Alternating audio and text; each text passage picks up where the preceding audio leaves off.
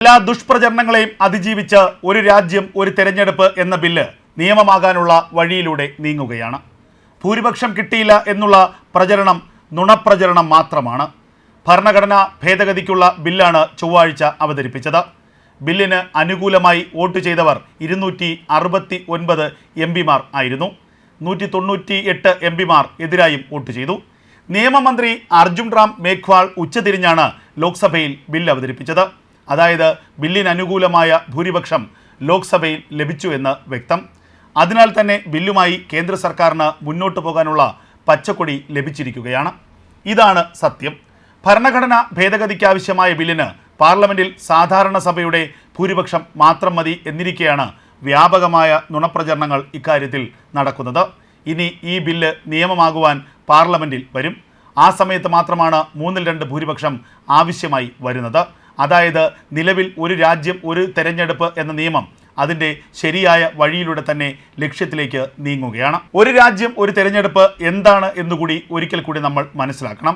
ലളിതമായി പറഞ്ഞാൽ എല്ലാ ഇന്ത്യക്കാരും ലോക്സഭ അസംബ്ലി തെരഞ്ഞെടുപ്പുകളിൽ കേന്ദ്ര സംസ്ഥാന പ്രതിനിധികളെ തെരഞ്ഞെടുക്കുന്നതിന് ഒരേ സമയം വോട്ട് ചെയ്യുന്നു. ഒരേ സമയം തന്നെ MPയെയും MLAയും തിരഞ്ഞെടുക്കുന്നു. ഇതിലൂടെ നമ്മുടെ രാജ്യത്തിന് 10,000-ലേറെ കോടിയുടെ ലാഭം മാത്രമല്ല, സർക്കാരുകളുടെ 2 മാസത്തോളം വരുന്ന പെരുമാറ്റച്ചട്ടം പോലെയുള്ള ഭരണസ്തംഭനവും ഒഴിവാക്കാം. ജനങ്ങളുടെയും രാഷ്ട്രീയ പാർട്ടി പ്രവർത്തകരുടെയും ഇലക്ഷൻ മൂലം നഷ്ടമാകുന്ന ദിവസങ്ങൾ പകുതിയായി ചുരുങ്ങും. രാജ്യത്തെ മുഴുവൻ വോട്ടർമാരുടെയും ഇലക്ഷൻ മൂലം ഇല്ലാതാകുന്ന ജോലി ദിവസങ്ങൾ പകുതിയായി കുറയും. മാത്രവുമല്ല 5 വർഷത്തിൽ മാത്രം തെരഞ്ഞെടുപ്പ് എന്നതിനാൽ 2 സീറ്റിൽ മത്സരിക്കുന്നതും തടയപ്പെടും. MPമാർക്ക് MLAമാരായി മത്സരിക്കാനും MLAമാർക്ക് MPമാരായി മത്സരിക്കാനും സാധിക്കില്ലെന്ന് ചുരുക്കം. ഇത്രമാത്രം നല്ല നിയമത്തെയാണ് പ്രതിപക്ഷം എതിർക്കുന്നത് എന്നാണ് BJP പറയുന്നത്. 2024 കണക്കനുസരിച്ച് 4 സംസ്ഥാനങ്ങൾ മാത്രമാണ് ലോക്സഭാ തെരഞ്ഞെടുപ്പിനൊപ്പം വോട്ട് ചെയ്തത്. ആന്ധ്രാപ്രദേശ്, അരുണാചൽ പ്രദേശ്, സിക്കിം, ഒഡീഷ എന്നിവ ഏപ്രിൽ-ജൂൺ മാസങ്ങളിൽ ലോക്സഭാ തെരഞ്ഞെടുപ്പിനൊപ്പം വോട്ട് ചെയ്തു. മറ്റ് 3 പേർ മഹാരാഷ്ട്ര, ഹരിയാന, ജമ്മു കശ്മീർ ഒക്ടോബർ-നവംബർ മാസങ്ങളിൽ വോട്ട് ചെയ്തു. ഒരു രാജ്യം ഒരു ഇലക്ഷൻ എന്ന നിയമം ഇനി എങ്ങനെയാണ് നടപ്പാകുക എന്നും പാർലമെൻറ്റ് ഇനി എന്തു ചെയ്യും എന്നും നോക്കാം. ബില്ല് ചർച്ച ചെയ്യാൻ സംയുക്ത പാർലമെന്ററി സമിതിക്ക് അയച്ചിരിക്കുകയാണ്. ഇപ്പോൾ രാജ്യസഭ MPമാരും ഉൾപ്പെടുന്ന സംയുക്ത സമിതിയുടെ ഘടന സ്പീക്കർ ഓം ബിർള 48 മണിക്കൂറിനുള്ളിൽ തീർപ്പാക്കും. ഈ സമയപരിധി പ്രധാനമാണ്.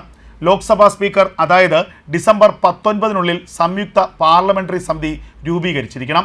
കാരണം ഈ പാർലമെൻറ്റ് സമ്മേളനം വെള്ളിയാഴ്ച അവസാനിക്കും.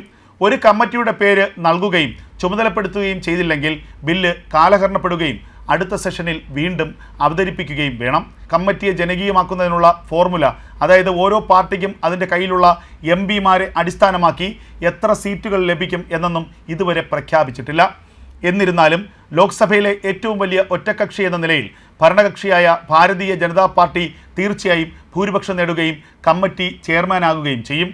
സാധാരണഗതിയിൽ ഒരു JPCയിലെ പരമാവധി 31 MPമാരിൽ 21 പേർ ലോക്സഭയിൽ നിന്നുള്ളവരാണ്. സ്ഥാപിതമായി കഴിഞ്ഞാൽ റിപ്പോർട്ട് സമർപ്പിക്കാൻ സമിതിക്ക് 90 ദിവസത്തെ സമയം ലഭിക്കുമെന്ന് പ്രതീക്ഷിക്കുന്നു. ആവശ്യമെങ്കിൽ ഈ കാലാവധി നീട്ടാമെന്നും വ്യവസ്ഥയുണ്ട്. കമ്മിറ്റിയുടെ ഭാഗമല്ലാത്ത MPമാർ, മുൻ ജഡ്ജിമാർ, അഭിഭാഷകർ തുടങ്ങിയ മറ്റ് നിയമഭരണഘടനാ വിദഗ്ധർ എന്നിവരുൾപ്പെടെ വിവിധ പങ്കാളികളുമായി JPC വിശാലമായ കൂടിയാലോചനകൾ നടത്തുമെന്ന് പ്രതീക്ഷിക്കുന്നു. തെരഞ്ഞെടുപ്പ് കമ്മീഷനിലെ മുൻ അംഗങ്ങളോടും കൂടിയാലോചിച്ചേക്കും. ഭരണഘടനാ നിയമ ഭേദഗതി ബില്ലുകളും ഒരു രാഷ്ട്രം ഒരു തെരഞ്ഞെടുപ്പ് ബില്ലും പാർലമെൻറ്റ് പാസാക്കിയാൽ ഒരേ സമയം ലോക്സഭ, സംസ്ഥാന തെരഞ്ഞെടുപ്പുകൾ ഒന്നിച്ച് നടക്കും. ഓർക്കുക, രാജ്യസഭയിൽ തനിച്ച് ഭൂരിപക്ഷം ഇല്ലാതിരുന്ന സമയത്തായിരുന്നു നരേന്ദ്രമോദി കാശ്മീരിൽ ആർട്ടിക്കിൾ 370 റദ്ദു ചെയ്തത്. അന്ന് അദ്ദേഹം രാജ്യസഭയിൽ ഭൂരിപക്ഷം എങ്ങനെ ഒപ്പിച്ചുവോ അത് ഈ നിയമം പാസ്സാകുന്നതിലും ഉണ്ടാകും എന്ന് അനുമാനിക്കുന്നു. മോദി ഒന്നും കാണാതെ ഇറങ്ങില്ല. മാത്രവുമല്ല, ഒരു രാജ്യം ഒരു നിയമം എന്നതും ഏക സിവിൽ കോഡും ഉടൻ പാർലമെൻറ്റിൽ വരും. ആ ഭരണഘടനാ ഭേദഗതിയും സമാനമായ രീതിയിൽ പാർലമെന്ററി കമ്മിറ്റിക്ക് അയക്കും. അങ്ങനെ 2 ഭരണഘടനാ ഭേദഗതികൾ ഒന്നിച്ച് പാസാക്കിയെടുക്കുവാനുള്ള വൻ നീക്കത്തിലായിരിക്കും നരേന്ദ്രമോദിയും അമിത്ഷായും. കഴിഞ്ഞ ദിവസം പാർലമെന്റിൽ ബില്ല് അവതരിപ്പിച്ചപ്പോൾ വലിയ പ്രതിഷേധമാണ് കോൺഗ്രസ് അടക്കമുള്ള പ്രതിപക്ഷ കക്ഷികൾ ഉന്നയിച്ചത്. സംസ്ഥാനങ്ങളുടെ അധികാരം കവർന്നെടുക്കാനുള്ള കേന്ദ്ര സർക്കാരിൻ്റെ നീക്കമാണ് ഒരു രാജ്യം ഒരു തെരഞ്ഞെടുപ്പ് എന്ന ആശയത്തിന് പിന്നിലെന്ന് കോൺഗ്രസ് ആരോപിച്ചു. കേന്ദ്ര സർക്കാർ സംസ്ഥാനങ്ങളിൽ പിടിമുറുക്കുകയാണ്. ഭരണഘടനാ നിയമങ്ങളെപ്പോലും കേന്ദ്ര സർക്കാർ അട്ടിമറിക്കാൻ ശ്രമിക്കുന്നു. സംസ്ഥാനങ്ങൾക്ക് മേൽ കേന്ദ്ര സർക്കാരിൻ്റെ കടന്നുകയറ്റമാണ് ഈ ബില്ലെന്നും പ്രതിപക്ഷം കുറ്റപ്പെടുത്തി. എങ്ങനെയാണ് സംസ്ഥാനങ്ങളുടെ അധികാരത്തെ ഈ ബില്ലിലൂടെ കേന്ദ്രം കവർന്നെടുക്കുന്നത് എന്ന് മാത്രം പ്രതിപക്ഷം പറയുന്നില്ല. അതേസമയം ഈ ബില്ലിനെ പാർലമെൻറ്റിൽ മറ്റു നിരവധി രാഷ്ട്രീയ കക്ഷികൾ വരും കാലങ്ങളിൽ പിന്തുണയ്ക്കുമെന്ന് തന്നെയാണ് BJP കരുതുന്നത്. എന്തെങ്കിലും ഒരു ലക്ഷ്യമില്ലാതെ നരേന്ദ്രമോദി ഇത്തരമൊരു ബില്ലും ഇത്തരമൊരു ആശയവുമായി കടന്നു വരില്ല എന്ന് തന്നെയാണ് NDAയിലെ ഘടകകക്ഷികളുടെയും പൂർണ്ണമായ വിശ്വാസം.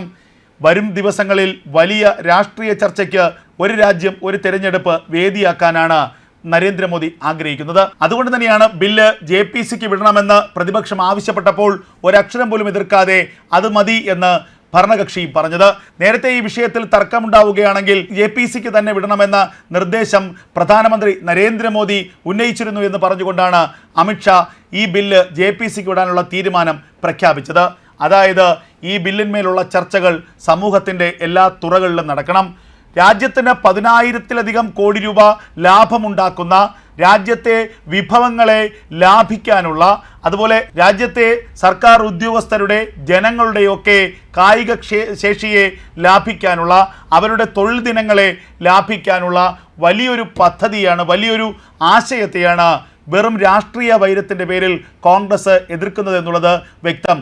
കോൺഗ്രസ് ഈ ബില്ലിനെ എതിർക്കുന്നതിൽ പറയുന്ന കാര്യങ്ങളിലൊന്നും തന്നെ ന്യായീകരണമില്ല എന്നുള്ളത് വ്യക്തമാണ്. വെറുതെ സർക്കാരിനെ എതിർക്കാൻ വേണ്ടി ഒരു എതിർപ്പ് പ്രകടിപ്പിക്കുന്നു എന്നതിനപ്പുറം എന്തുകൊണ്ടാണ് ഒരു രാജ്യം ഒരു തെരഞ്ഞെടുപ്പ് എന്ന ബില്ലിനെ ഞങ്ങൾ എതിർക്കുന്നത് എന്ന് കൃത്യമായി പറയാൻ ഇതുവരെ പ്രതിപക്ഷത്തിനോ രാഹുൽ ഗാന്ധിക്കോ പ്രിയങ്ക ഗാന്ധിക്കോ സോണിയാഗാന്ധിക്കോ ഒന്നും കഴിഞ്ഞിട്ടില്ല എന്നുള്ളതാണ് വ്യക്തം.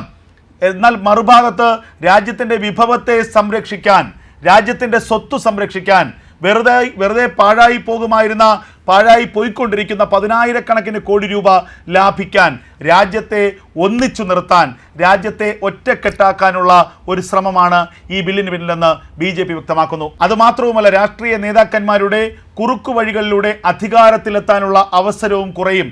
കാരണം സംസ്ഥാനത്തെ MLA ആയിരിക്കുന്ന ആളിന് MP ആയി മത്സരിക്കാൻ പറ്റില്ല, MP ആയിരിക്കുന്ന ആളിന് MLA ആയി മത്സരിക്കാൻ പറ്റില്ല. അത്തരത്തിൽ നേതാക്കന്മാർ അങ്ങോട്ടും ഇങ്ങോട്ടും കളിക്കുന്നത് മൂലം രാജ്യത്തിനുണ്ടാകുന്ന കോടിക്കണക്കിന് രൂപയുടെ നഷ്ടം, ആ നഷ്ടം കൂടി നികത്താൻ ഈ നിയമത്തിലൂടെ പറ്റുമെന്നുള്ളതാണ് BJP മുന്നോട്ട് വയ്ക്കുന്ന, NDA മുന്നോട്ട് വയ്ക്കുന്ന ആശയം. എന്നാൽ അതിനെ വെറും രാഷ്ട്രീയ വൈരാഗ്യത്തിൻ്റെ പേരിൽ എതിർക്കുന്ന കോൺഗ്രസും പ്രതിപക്ഷവുമാണ് ഇന്ന് രാജ്യത്ത് അപഹാസ്യരായിക്കൊണ്ടിരിക്കുന്നത്.